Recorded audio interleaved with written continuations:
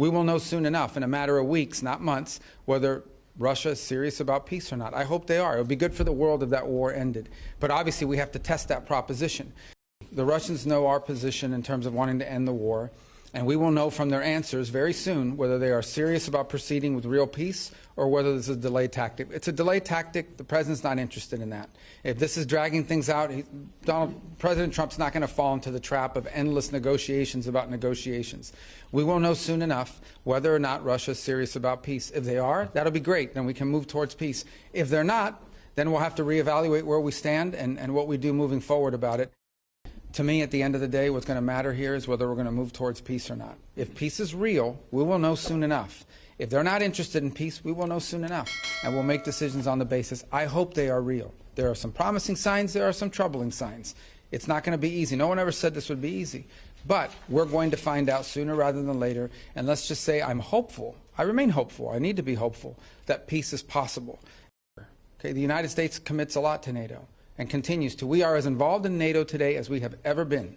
And we intend to continue to be. But it has to be a real alliance. And that means that our alliance partners have to increase their own capabilities. No, he said he would not rule out. No. He said he would not rule out. He said, I'm not going to rule out anything if Greenland is encroached upon by a foreign power like a China or Russia or anybody else. But it doesn't matter because Greenlanders are going to make a decision. They're the ones that want to get away from Denmark. They're the ones that want to be independent. Not us. We didn't come up with that idea. They did. No, their economies are not crashing. Their markets are reacting to a dramatic change in the global order in terms of trade.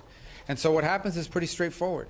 If you're a company and you make a bunch of your products in China, and all of a sudden shareholders or people that play the stock market realize that it's going to cost a lot more to produce in China, your stock is going to go down. But ultimately, the markets, as long as they know what the rules are going to be moving forward, and as long as that's set and you can sustain where you're going to be, the markets will adjust. Businesses around the world, including in trade and global trade, they just need to know what the rules are. Once they know what the rules are, they will adjust to those rules. So I don't think it's fair to say economies are crashing. Markets are crashing because markets are based on the stock value of companies who today are embedded in modes of production that are bad for the United States.